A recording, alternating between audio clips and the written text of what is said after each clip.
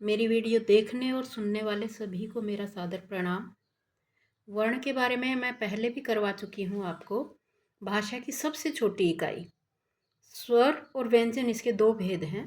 स्वर स्वतंत्र रूप से उच्चरित किए जाते हैं और व्यंजन स्वरों की सहायता लेकर बोले जाते हैं। आज व्यंजन के बारे में करेंगे। उच्चारण में स्वरों की सहायता लेनी पड़ती है, ये बिना स्वरों की सहायता से उच्चरित नहीं हो सकते। इसके तीन भेद हैं: स्पर्श व्यंजन, अंतस्थ व्यंजन, ऊष्म व्यंजन। आज मैं ये आपको व्यंजन के बारे में ही डिटेल करवाऊंगी। स्पर्श व्यंजन वर्णों के उच्चारण में मुख के विभिन्न भागों का स्पर्श होना। जब हम जिन वर्णों का उच्चारण करते हुए मुख के विभिन्न भागों को स्पर्श करती है, जो वायु हमारी निकलती है, उसे स्पर्श व्यंजन कहते हैं। आप बोल कर देख लीजिए। क वर्ग में क ख ग घ ड़ सब आ जाएंगे। च वर्ग, ट वर्ग, त वर्ग, प वर्ग।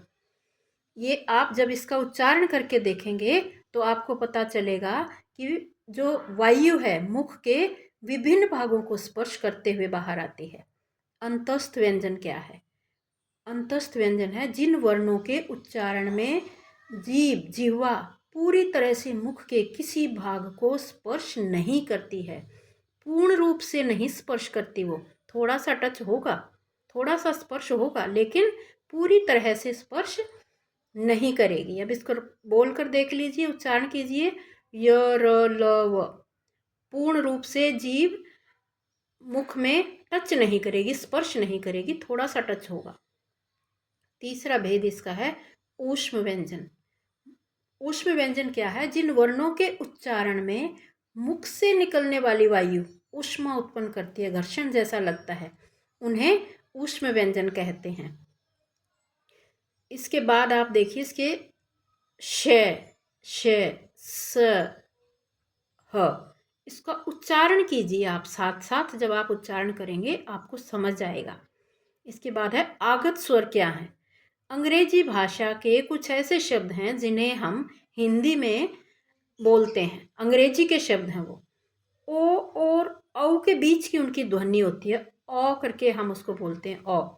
जैसे डॉक्टर, कॉलेज, बॉल, और भी बहुत सारे ऐसे हैं शब्द जिन्हें हम अंग्रेजी से हिंदी में प्रयोग करते हैं। ऐसे के ऐसे। इसके बाद आते हैं संयुक्ताक्षर क्या होते हैं? संयुक्ताक्षर इसके नाम से ही देख लेंगे। संयुक्त मतलब वो जुड़ा हुआ है। जब दो व्यंजन, एक स्वर रहित और दूसरा स्वर सहित। स्वर रहित का मतलब है उसमें स्वर नहीं है, स्वर सहित का मतलब है वो स्वर के साथ है। स्वर के बिना जो होता है वो हलंत वाला होता है, उसमें से स्वर निकाल दिया जाता है, और जिसमें स्वर है वहाँ हलंत नहीं होगा। तो एक हलंत वाला आपको मिलेगा एक पहचान के लिए, और दूसरा आपको बिना हलंत का मिलेगा। और फिर वो मिलकर एक नया रूप ले लेते हैं, जैसे क हलंत जमा श, क्ष। ये अक्षय नहीं है, ये गलत उच्चारण है। हम इसका सही उच्चारण करेंगे क्ष। त हलंत जमा र त्रे, ज हलंत जमा ये, इसको भी हम ग बोलते हैं, जबकि इसका सही उच्चारण है ज्ञ, ज्ञानी, ज्ञान।